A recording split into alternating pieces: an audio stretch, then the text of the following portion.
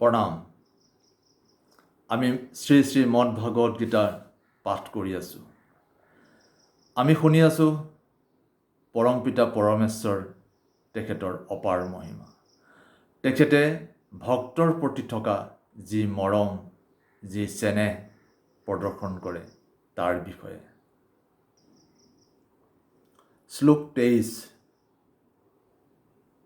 প্ৰথম অধ্যায় বিষাদ যোগ, শ্ৰী শ্ৰীমদ ভাগৱত গীতা। ইয়ৎ সামান্যন বেক্ষহং য় এতে সত্ৰ সমাগতা ধৃতৰাষ্ট্ৰস্য দুৰ্বদে যুদ্ধে প্ৰিয়ৰ শ্ৰীকৃষ্য দুষ্ট বুদ্ধিসম্পন্ন ধৃতৰাষ্ট্ৰপুত্ৰ দুৰ্যোধনৰ মনত সন্তোষ দিবৰ বাবে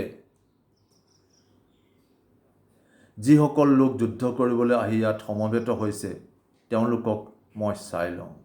অৰ্জুনে কৈছে ভগৱান শ্ৰীকৃষ্ণক, হয়, ভক্তই ভগৱানক আদেশ দিছে। এই ৰহস্য সকলোৰে বাবে জ্ঞাত। নিজৰ পিতৃ ধৃতৰাষ্ট্ৰৰ সহযোগত সমৰ্থনত দুৰ্যোধনে এক দুৰভিসন্ধি ৰচিলে আৰু পাণ্ডৱৰ ৰাজ্য আত্মসাৎ কৰিব খুজিছে। সেইবাবেই যিসকলে দুৰ্যোধনৰ পক্ষ লৈছে তেওঁলোক সকলোৱে নিঃসন্দেহে এটা ষড়যন্ত্ৰৰ অংশীদাৰ হৈ পৰিছে। আৰু সেই ষড়যন্ত্ৰকাৰীসকলক অৰ্জুনে ওচৰৰ পৰা চাব বিচাৰিছে। কোন তেওঁলোক? অধৰ্ম কোনে আশ্ৰয় দিছে? কিন্তু নতুনকৈ শান্তিৰ প্ৰস্তাৱ দিয়াৰ অভিপ্ৰায় কিন্তু অৰ্জুনৰ নাছিলে। সেইটোও সত্য। কিন্তু কিমান শক্তি, সেই সামৰিক শক্তিৰ লগত কেনেদৰে যুঁজিব লাগিব, পৰাজিত কৰিব লাগিব, তাৰ এক আভাস পাবৰ কাৰণে পৰমেশ্বৰক তেওঁ আহ্বান জনাইছিলে, লৈ যোৱা মোৰ ৰথখন যুদ্ধক্ষেত্ৰৰ মাজলৈ। আৰু শ্ৰীকৃষ্ণ তেওঁৰ ওচৰত আছে, যুদ্ধত যে জিকিবই তেওঁতো একেবাৰেই নিঃসন্দেহ।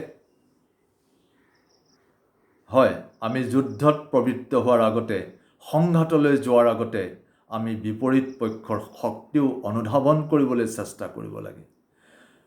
মহাভাৰতৰ এই গীতা, এই শ্ৰী শ্ৰীমদ ভাগৱত গীতা, ভগৱান শ্ৰীকৃষ্ণৰ মুখেৰে ওলোৱা অনিৰ্বচনীয় সৌন্দৰ্যৰ এই বাণীসমূহ আমি অনুধাৱন কৰিব লাগে, বুজিব লাগে, ইয়াক শিকিব লাগে, বাৰে বাৰে শুনিব লাগে। আমি তাৰেই এই প্ৰচেষ্টা চলাই আছোঁ। ধন্যবাদ।